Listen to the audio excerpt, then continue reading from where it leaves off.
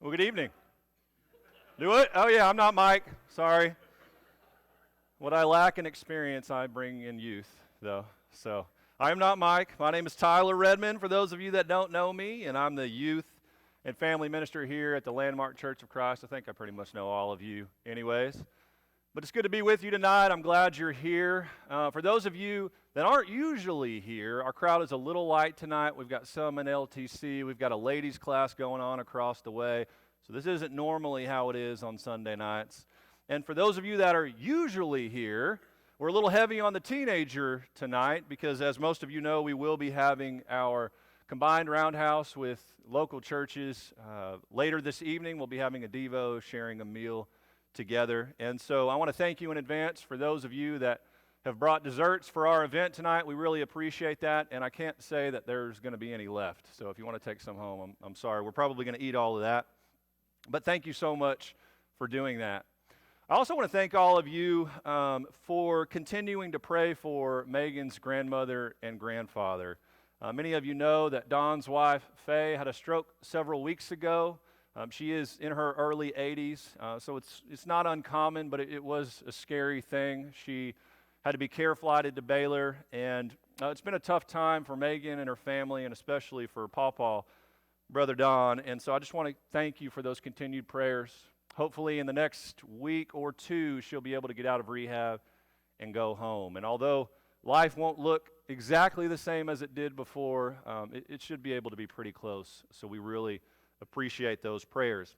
And I want to use Nanny, Don's wife Faye, as kind of a springboard for our lesson today. You see, Nanny is the matriarch of Megan's side of the family. And that's just a fancy word that means she's in charge, right? Anything that Nanny says is what's going to go, right? Whatever she wants to do, however she wants to do it, whenever she wants to do it, wherever she wants to do it, if she says it, that is law, and you can take it to the bank. You know, it reminds me, when we go to Nanny's house, all the family knows that when you get there, you don't go in the front door. You go around to the side door by the garage, or you go to the back door. And the reason that you do that is because when you walk in the front door of Nanny's house, there's a dining room off to the left, carpeted, and there's a carpeted little living room off to the right. Well, I don't know if some of you are like this, but Nanny has those two rooms exactly how she wants them. And we can't go in those rooms. Not even our little toddler kids can go in those rooms. And if you go in one of those rooms, you have to suffer the wrath of Nanny. So we stay out of those rooms. Those doors stay shut and locked. We don't go in there because Nanny even carpets the vacuum a certain way so that the grooves and the fibers of the carpet are just like she likes them. Nanny is the boss. I don't know if any of you guys can relate to that in your own families. Whatever she says goes. Even when we have family gatherings of 30, 35, maybe even 40 people, we don't do anything until Nanny says it's time to do something. We don't eat until it's time that Nanny says it's time to eat. We don't open presents until Nanny says she's good and ready to open presents. She is the boss. But you know, we could take a biblical spin on this term matriarch. But in the Old Testament, a lot of times we hear the term patriarch thrown around. And this is just the opposite form of what Nanny is in our family. The patriarch is the man, the husband, the father in charge of leading a family both physically and spiritually. And oftentimes when you hear the term patriarch, especially when it's centered around the Old Testament, we think of Abraham, who was a man of great faith.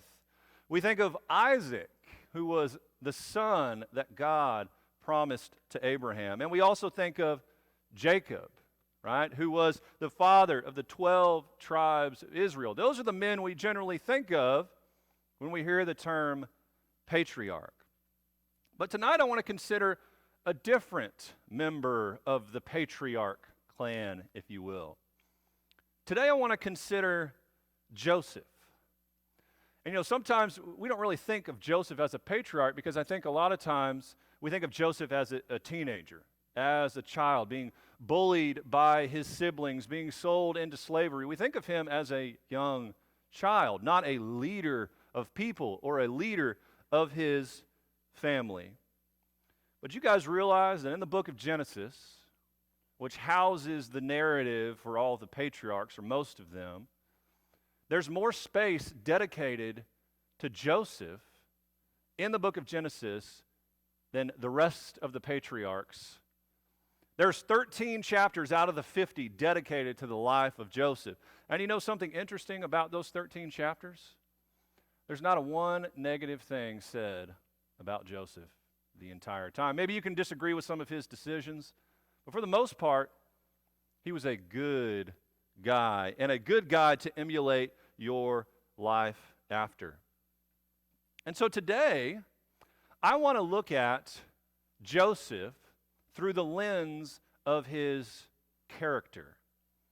Because if you're going to study character from a biblical standpoint with a biblical individual, Joseph is probably who it should be. And a lot of narrative, a lot of stories are probably coming to your mind about his life, and you're thinking, yeah, actually, everything I know about Joseph, he had some good character.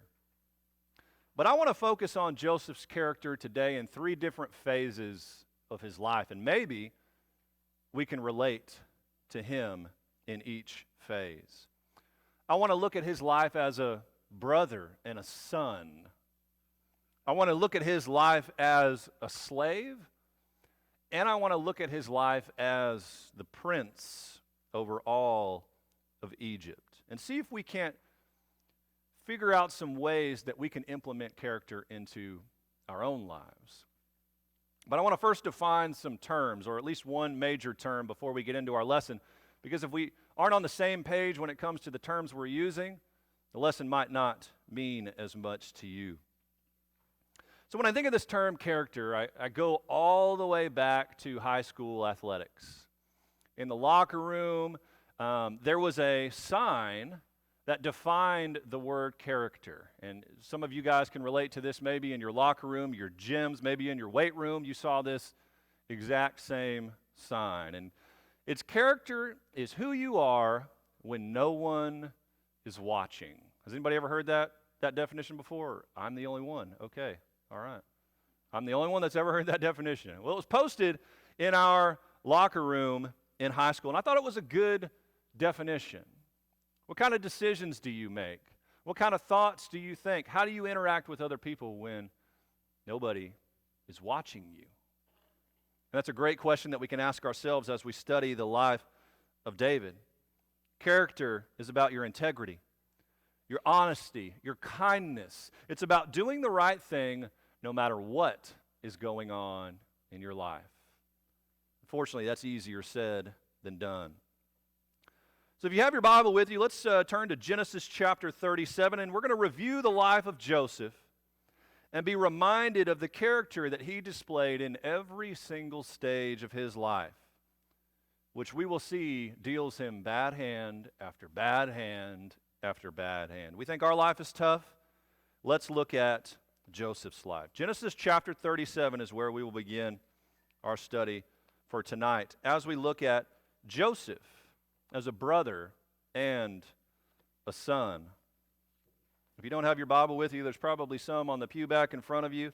But I tell my teens all the time, you go to Bible class, you're going to need a Bible, right? I tell them you wouldn't go to math class without your math book, right? Well, you don't need to go to Bible class without your Bible, or at least some form of it.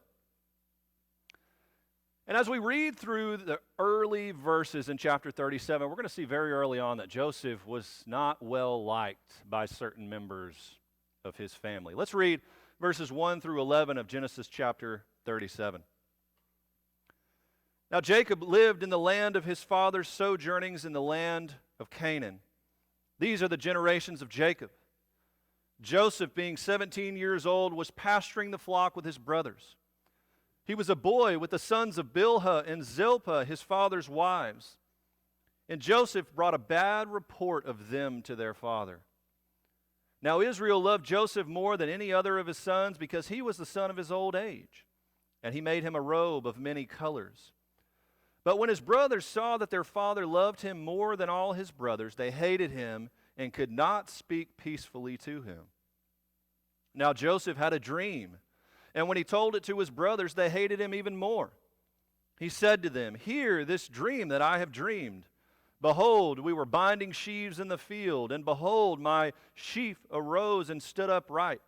And behold, your sheaves gathered around it and bowed down to my sheaf." His brothers said to him, "Are you indeed to reign over us? Are you indeed to rule over us?" So they hated him even more for his dreams and for his words. Picking up in verse 9. Then he dreamed another dream and told it to his brothers and said, "Behold, I've dreamed another dream. Behold, the sun, the moon, and 11 stars were bowing down to me." But when he told it to his father and to his brothers, his father rebuked him and said to him, "What is this dream that you've dreamed? Shall I and your mother and your brothers indeed come to bow ourselves to the ground before you?" And his brothers were jealous of him, but his father kept the saying in mind. Very early on in the life of Joseph, we see that he is hated by his brothers. And this disdain that they have for him centers around several different things. Verse 2 shows us that Joseph was a bit of a tattletale. When his brothers did something of which Scripture does not reveal, he brought a bad report about them to his father. Now, how many of you are older siblings? Older siblings? Is that annoying when a younger sibling goes and tattles on you? I found that very annoying with my younger brother. Well, so do the brothers of Joseph. What about verse 3? He was the favorite child of his father, and apparently his father didn't beat around the bush when he revealed this to his sons. It says he was loved more than the others. Now, as the favorite child in my household, I don't see where this could be a problem, right? I mean, my brother wasn't the favorite and I was, and that's just how it was. That was fine with me. Gunnar, are you okay with that? Yeah, you're good with that, right? Unfortunately, Joseph's brothers did not have as great a sense of humor as he did about these things. And in verse 4, he had some interesting dreams. Now, these dreams he couldn't control, right? The dreams that you have, a lot of times you can't control, specifically in this situation where God is using these dreams in the life of Joseph. But you sure don't need to go around blabbing about it, right? When you have this dream about your brother and your father and your mother and their family bowing down to you, you might want to keep that one in your pocket, right? Your siblings are probably not going to like hearing about that, especially your older siblings. And little did Joseph know that a murderous rage was forming within his brothers throughout the early courses of his life. He thought things were just going well, right? No big deal. Just telling on my brothers, talking about these dreams where they bow down to me. I'm my dad's favorite. What's wrong with that, right? Well, his brothers were not excited about those things. But as we continue in Genesis chapter 37, we're going to read 12 through 14 here, but we're going to see that despite the disdain that Joseph receives from his brothers, or the hatred or annoyance, he continues to be faithful to his father. Let's read verses 12 through 14 in Genesis chapter 37. Excuse me. Now his brothers went to pasture their father's flock near Shechem. And Israel said to Joseph, "Are not your brothers pasturing the flock at Shechem? Come, I will send you to them." And he said to them, "Here I am." So he said to him, "Go now, see if it is well with your brothers and with the flock, and bring me word." So he sent him from the valley of Hebron, and he came to Shechem. Even though his brothers were on a bit of a rebellious streak, right? Remember that bad report that Joseph had to bring to his father about them? Joseph continued to remain faithful to his father, even though everybody around him seemingly was making poor decisions. And oftentimes we see this within our family units, right? Maybe older siblings are not making the best of decisions, and what do the little siblings want to do when they see that? They want to follow right along, right? They want to be rebellious too, just to fit in.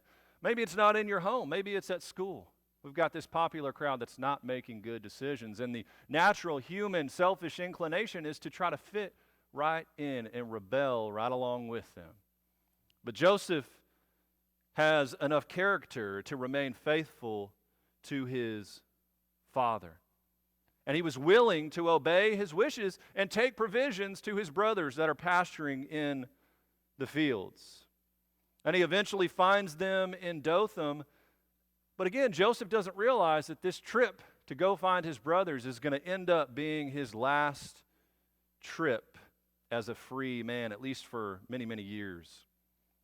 And of course, we all know the story, the narrative of Joseph. His brothers want to kill him, right? The oldest eventually talks him out of it. They throw him in a pit, and they decide to sell him into slavery. Think about your worst day, especially you teens. Your worst day as a teenager. Maybe things went wrong at home. Maybe they went bad at school. Maybe they went bad on the field or on the court. It wasn't near what Joseph went through on this day. Well, I'm just going to go give some provisions to my brothers in the field. Oh, wait a minute. They want to kill me. And now I'm sold into slavery. Now I've been taken to a land where I don't know anybody. I am a slave. And you think that Joseph would be pretty bitter about life considering the treatment he received from his brothers.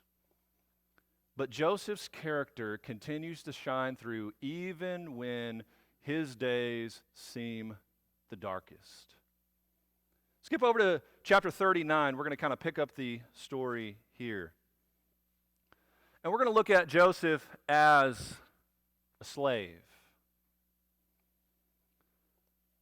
We're going to read verses 1 through 6, and we're going to see very early on that Joseph becomes the overseer in a man named Potiphar's house. Genesis chapter 39, verses 1 through 6.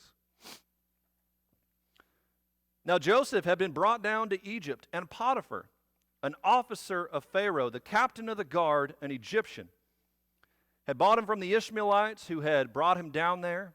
The Lord was with Joseph, and he became a successful man, and he was in the house of the Egyptian master. His master saw that the Lord was with him, and that the Lord caused all that he did to succeed in his hands. So Joseph found favor in his sight and attended him. And he made him overseer of his house and put him in charge of all that he had. From the time that he made him overseer in his house and over all that he had, the Lord blessed the Egyptian's house for Joseph's sake. The blessing of the Lord was on all that he had, in house and in the field. So he left all that he had in Joseph's charge, and because of him, he had no concern about anything but the food that he ate. Pretty positive turn of events there, right? You go from a slave, very quickly rise through the ranks, and now you're in charge of the captain of the guard's household. Pretty good gig, right? In a profitable land like Egypt. But God blessed Joseph, and he found favor with Potiphar. And I think a lot of it has to do with his character. Because if I'm a slave and I end up in Potiphar's house, I'm going to be pouting, I'm going to be pitching a fit, I'm not going to be working hard. You tell me to clean something, I'll probably get to it by next week, right? But that's not the attitude that Joseph seemingly has here, because he rises through the ranks in Potiphar's household. He made the best of his situation and proved trustworthy and a hard worker, even when life threw him a curveball. Let's continue here in our narrative, verses 7 through 10, or the second half of verse 6 through 10. Now Joseph was handsome in form and appearance, and after a time his master's wife cast her eyes on Joseph and said, "Lie with me." But he refused and said to his master's wife, "Behold, because of me, my master has no concern about anything in the house. And he's put everything that he has in my charge. He's not greater in this house than I am, nor has he kept back anything from me except you, because you are his wife. How then can I do this great wickedness and sin against God?" And as she spoke to Joseph day after day, he would not listen to her, to lie beside her, or to be with her. Curveball after curveball after curveball. And Joseph has to figure out how to handle this new situation in his life. We got the first lady of the captain of the guard in the country of Egypt hitting on Joseph. That's a problem, right? If you're Joseph, at least, that is a huge problem, especially with the responsibility that he's been given. Was the bottom of the barrel slave now second in charge in Potiphar's household? And he was repeatedly tempted by Potiphar's wife, but he resisted every single time. But I like what the text says here as to why Joseph resisted those advances. It wasn't out of respect for Potiphar's wife. It wasn't even really out of respect for Potiphar. Who was he respecting? God. I will not sin and do this wickedness against God. Don't particularly care about you. It's God who I'm worried about, and I am not going to sin against him. Character at its finest. Tempted day after day after day. And you got to imagine, living in a land like Egypt, whose priorities were a lot about the physical appearance, right? And Potiphar's wife is the wife of the man in charge of the Egyptian army. I'm sure she wasn't terrible to look at. But Joseph continued to resist the urge and temptation that he received from Potiphar's wife. But you can imagine that Potiphar's wife probably didn't take this too well, being told no over and over and over again. She probably wasn't very used to being told no in her life. Kind of a lot like Nanny, right? Nobody tells Nanny no. And after being rejected over and over again, she falsely accuses Joseph of doing something inappropriate with her. And as a result, Potiphar places Joseph in prison. And as I was studying this, I'm like, Potiphar, why? You trusted him. He did everything you wanted him to do. He's second in charge in your household. But we can't be mad at old Potiphar, right? Just think, your wife comes to you and is like, hey, this slave who we didn't really know up until a year or so ago, he's coming into our household. You put him in charge of everything, and he's making advances on me. Who are you going to believe, right?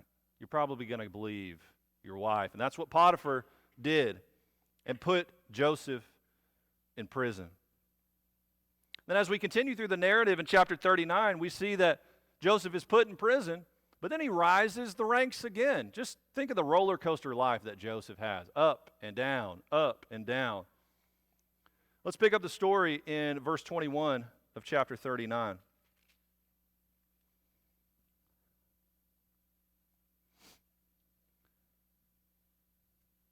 But the Lord was with Joseph and showed him steadfast love and gave him favor in the sight of the keeper of the prison. And the keeper of the prison put Joseph in charge of all the prisoners who were in the prison. Whatever was done there, he was the one who did it. The keeper of the prison paid no attention to anything that was in Joseph's charge, because the Lord was with him. And whatever he did, the Lord made it succeed. Joseph, yet again, went to the depths of human depravity and depression by being thrown in prison. And yet again, because of his character, God is going to continue to bless him. And looking back on the story, we know that there is an ulterior motive here that God has. We can see the bigger picture. But Joseph, at the time, does not. And once again, he's placed in charge of the other prisoners with complete trust of the warden. Because Joseph was willing to make the hard choices and do the right thing, God was blessing him yet again.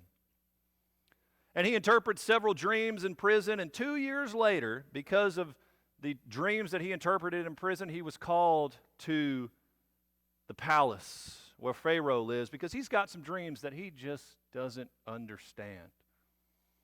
And one of the prisoners that was in prison with Joseph remembers, hey, I remember this guy interpreting my dream, and you know what? He was right.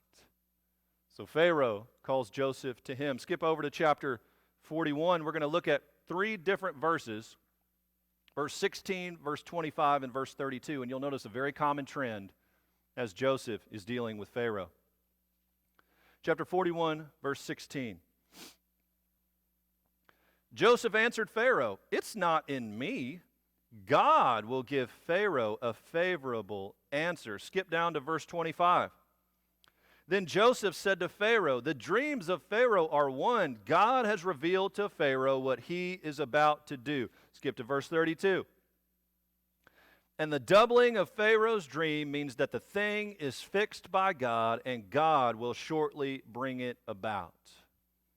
Even in the worst of circumstances, yet again, Joseph is giving credit where credit is due.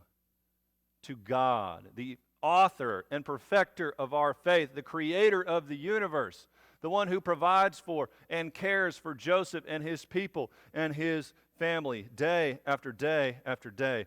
That is where the credit is being given by Joseph. And I got to imagine, if I was in that situation as a human being, selfish and sinful, I don't know that I'm giving credit to God, right? I want to say I would, but just think, all Joseph has to say is, yeah, I'm pretty good at interpreting dreams. What can I say? You might want to put me at the very tip top of your government, maybe an advisor, and just, pad my life for the rest of my life, right? Because if he takes full credit for this, he's set, right? He will be set for the rest of his life. But again, the character of Joseph shines through by giving God the credit in all the good that's happening in his life. And so far, I think we can agree that Joseph has been through some junk in his life. And you may be able to relate to that. But many in Joseph's situation would ask the question, why should I even bother to do the right thing? Why should I even bother to have good character and integrity and honesty and kindness if life keeps throwing me curveball after curveball after curveball and I just can't catch a break? But yet again, we see Joseph's character shine through as we look in chapter 41 as he becomes the prince of Egypt. We're going to look specifically starting in verse 38 of chapter 41, and we're going to see how wise Joseph is in his service to Pharaoh. Chapter 41, verse 38 and following. And Pharaoh said to his servants, "Can we find a man like this in whom is the Spirit of God?" Then Pharaoh said to Joseph, "Since God has shown you all this, there is none so discerning and wise as you are. You shall be over my house and over all the people.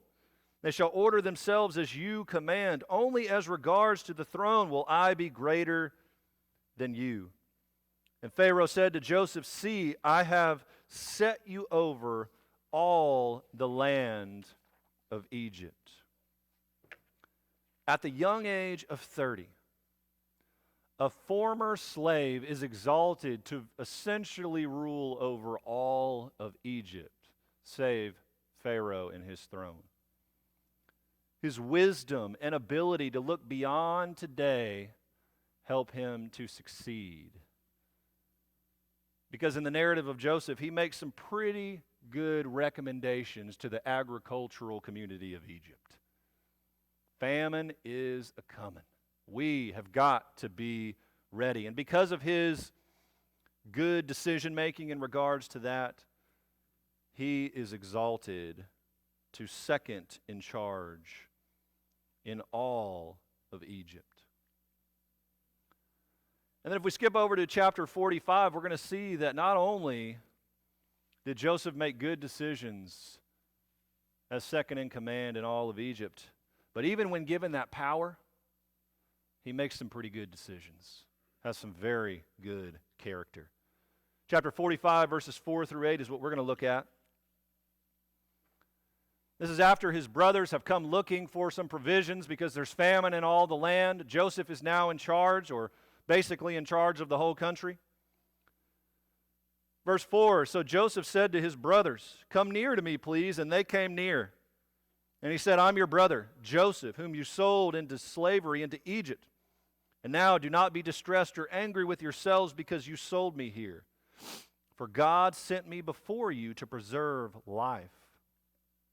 For the famine has been in the land these 2 years, and there are yet 5 years in which there will be neither plowing nor harvest. And God sent me before you to preserve for you a remnant on earth, and to keep alive for you many survivors. So it was not you who sent me here, but God. He has made me a father to Pharaoh, and Lord over all his house, and ruler over all the land of Egypt. And we see, even given all this power at the hand of Pharaoh, when Joseph is confronted by his brothers yet again, look at the merciful treatment that he gives his brothers. And again, as I place myself in this situation, I got to think, I would hope that's how I would respond. Maybe after all those years, it would have, not been as big of a deal to me, but human nature wants to say, no, I'm in charge here, off with your head, right? That's what the sinful nature inside all of us might say. And I know Joseph might have been thinking it in the back of his head. But he says, you know what? I love you, but more importantly, I love my God. And I'm going to respond in a godly manner in this situation that life has dealt me. And we also see that Joseph was mature enough to see the bigger picture at play. And even if he couldn't see all the details of the bigger picture, he was mature enough to understand that there was a bigger picture at play here. God has a plan. Even though if I don't know the details of that plan, I can rest assured that God has a plan. And that was the thought process of Joseph. Go over to chapter 50. We're going to look at probably one of the most famous verses in all of the book of Genesis. Some of us can probably quote this one. Chapter 50, verse 20.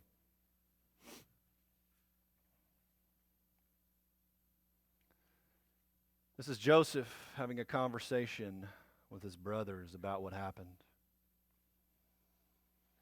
As for you, you meant evil against me, but God meant it for good, to bring it about that many people should be kept alive as they are today. What a powerful statement. Imagine somebody you wronged telling you that. Yeah, you meant it for evil, but God has been using it for good. That's the response that Joseph had. That's the response that we need to have when we are inevitably wronged by people in our lives. If it hasn't happened yet, teens, it's going to happen at some point. Maybe tomorrow, maybe next week, maybe next year. Somebody is going to do something to you that you do not appreciate. And character is about how you respond in those situations. Kind, forgiving, merciful.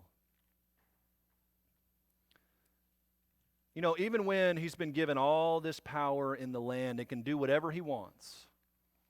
Instead of getting even, Joseph decides to forgive.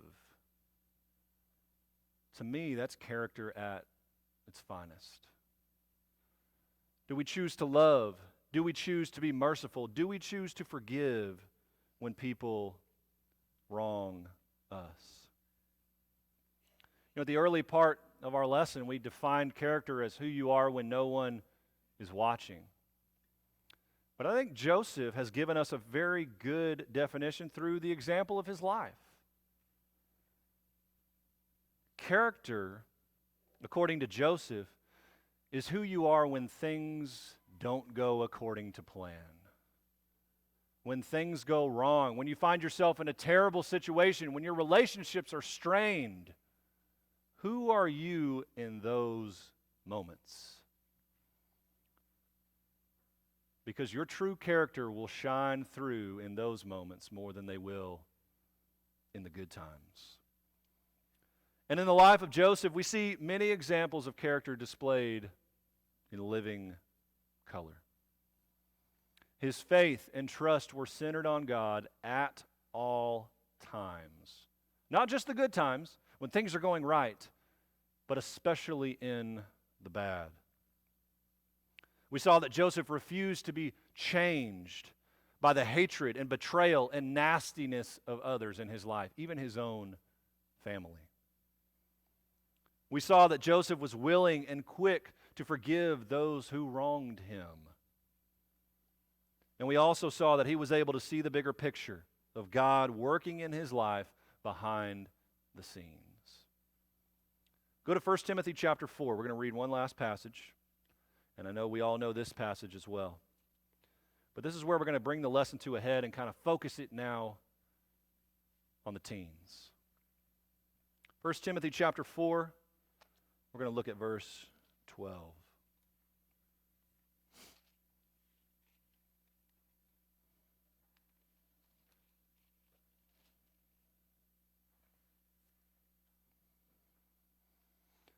Paul tells Timothy, his young protege, "Let no one despise you for your youth, but set the believers an example in speech, in conduct, in love, in faith, in purity."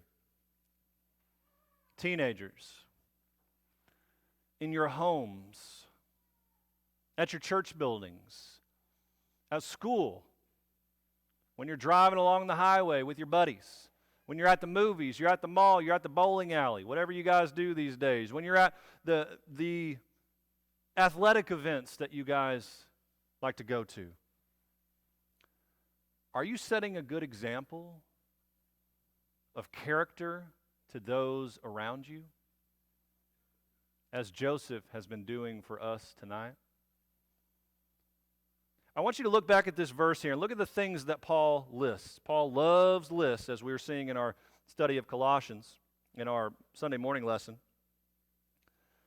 But he says, you're to set the believers an example in these things, in speech, in conduct, in love, in faith, in purity. I mean, what else is there? Because if you break it down to its most simplest form, your speech is what you say. Your conduct is what you do. Your love is what you feel. Your faith is what you believe. Your purity is what you think. What else is there? We need to be setting an example for those within these walls and outside these walls in every aspect of our lives, just like we've seen Joseph do throughout the ups and downs of his life. And if you heard nothing else that I said tonight, you don't remember anything about Joseph's story, you don't remember anything about what his brothers did, what he did, I want you to remember this one point.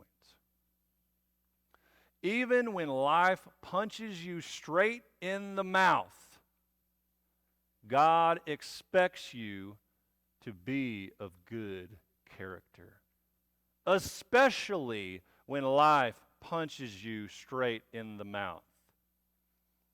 You know, I tell our teens all the time, some of them have not been through very many hard times at 15, 16, 17 years old. And that's great.